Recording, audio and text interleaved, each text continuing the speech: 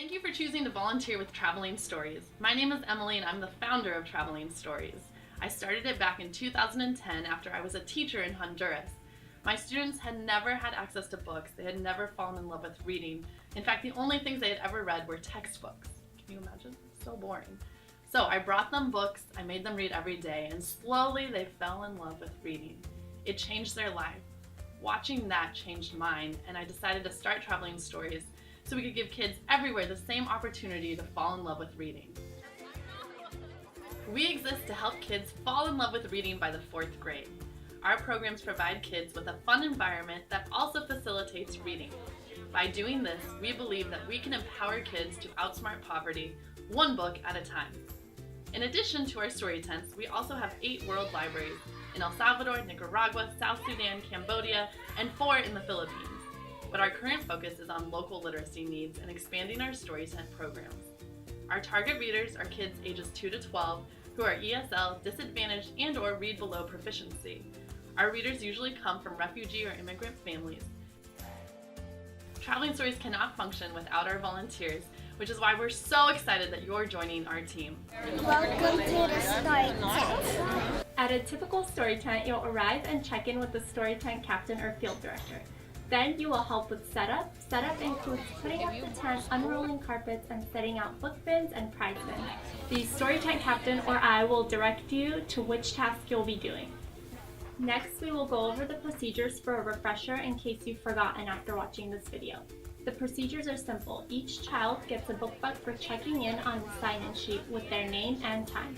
After that, the child will pick a book and either read it by themselves, read it to a volunteer, or ask the volunteer to read to them. Sometimes kids are hesitant to ask volunteers to read to or with them, so make sure to ask them what they prefer. After the book is finished, the reader will receive 1 book buck. Book bucks can be used for prizes, such as dolls and puzzles. When a reader wants to leave, he or she will sign out and receive 2 more book bucks. How can I determine how many book bucks to get? As a general rule, 1 picture book equals 1 book buck. If the reader thinks the book is harder, they can bargain for more book bucks. Also, if a book is more than 30 pages, every 30 pages is worth a book buck. But the readers must finish the entire book to receive the buck. Hey, can kids take books home?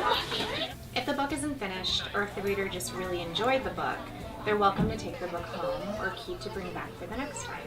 When a kid is done reading, they can use their book bucks to buy prizes. The smaller prize bin is filled with 1 book buck prizes, and the larger bin contains prizes ranging from as little as 4 book bucks to as much as 300. The kids cannot save prizes for later. They must have the correct number of book bucks to purchase the prize. If the sticker falls off the prize, what happens? If there's a prize without a sticker, take it to the field director or story tent captain and ask them to price it. How can I keep kids focused? Some of our readers lose focus when volunteers are reading to them.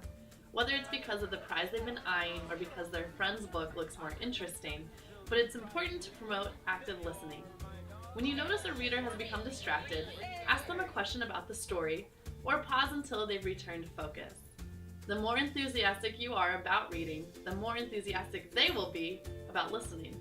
How do I encourage a kid who's struggling to read? There isn't one right answer to this question, but some suggestions are to offer to read 1 page and have the reader read the other, to choose an easier book, or to say words out loud that they're having trouble reading. If readers do choose to read by themselves, we ask that you verify that they did read the book. To do this, you can ask them some questions about the story. Some examples are, What was the main character's name? Can you give me a short summary? What was your favorite part? What did you learn from this book? book bucks are given at your discretion, and it's okay to ask a reader to read the book again if you feel they haven't read it. Can kids read the same book over and over? No. We encourage readers to pick a new adventure each time they read. A kid brought a book from home to the story tent and says that they read it. What do I do and how many book bucks do I give them?